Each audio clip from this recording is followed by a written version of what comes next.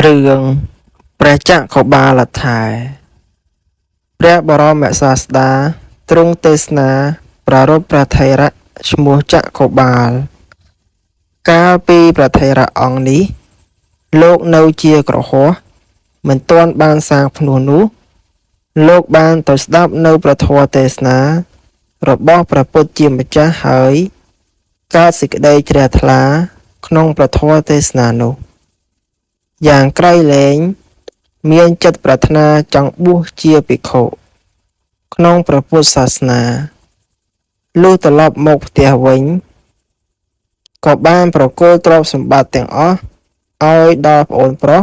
របស់ខ្លួនស្រេចហើយទើបសុំលាប្អូនទៅបួសក្នុងសំណាក់ព្រះបរមសាស្តាលុះបួសបាន5ព្រះវស្សាហើយលោកក៏បានចូលទៅក្រាបថ្វាយបង្គំសូមរៀនព្រះកម្មដ្ឋានជាមួយនឹងព្រះសម្មាសម្ពុទ្ធបន្ទាប់មកក៏បានក្រាបថ្វាយបង្គំលាព្រះអង្គទៅបំពេញសមណធម៌នៅក្នុងទីកន្លែងមួយដ៏ស្ងាត់ព្រមជាមួយនឹងភិក្ខុសង្ឃ60រូបជាបរិវារព្រះថេរៈលោកមានសេចក្តីព្យាយាមយ៉ាងខ្លាំងក្លាបំផុតក្នុងការប្រតិបត្តិធម៌លោកបានតាំងចិត្តសច្ចាធិដ្ឋានថាអាត្មាអញនឹងមិនសឹងរហូត3ខែក្នុងរដូវភ្លៀងនោះក្នុងវស្សានោះរោគក្នុងភ្នែកក៏បានកើតឡើងដល់ព្រះថេរៈគ្រូពេទ្យបានមកជួយព្យាបាលរោគប្រកេនព្រះថេរៈហើយឲ្យព្រះថេរៈសឹងបន្តក់ថ្នាំតាមភ្នែក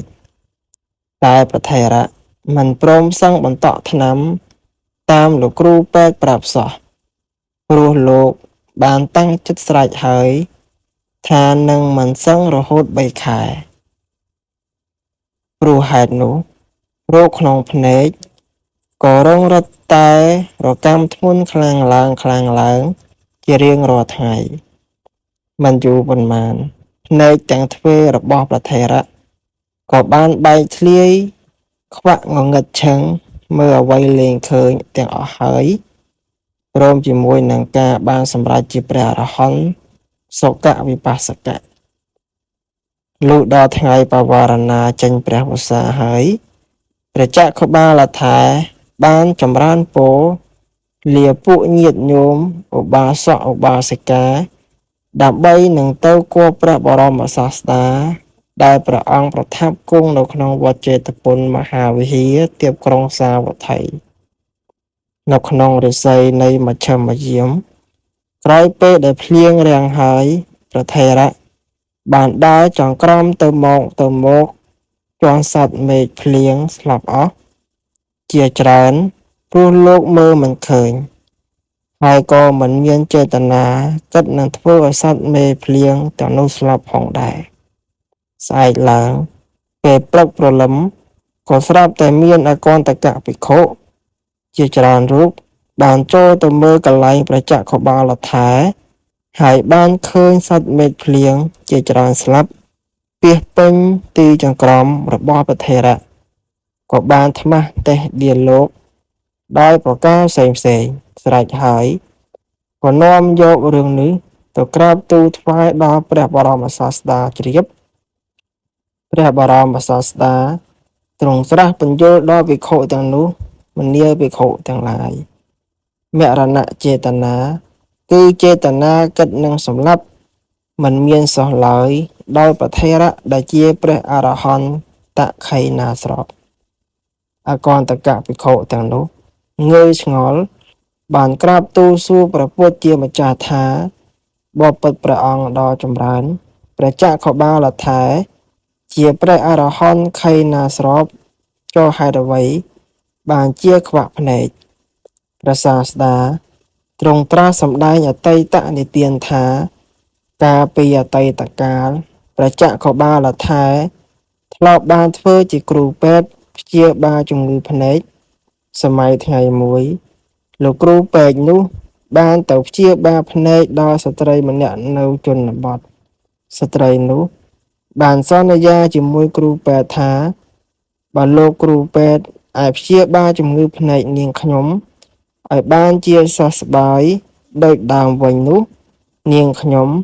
ព្រមទាំងបុត្រនឹងធ្វើជាទាស័យអ្នកបម្រើរបស់លោកគ្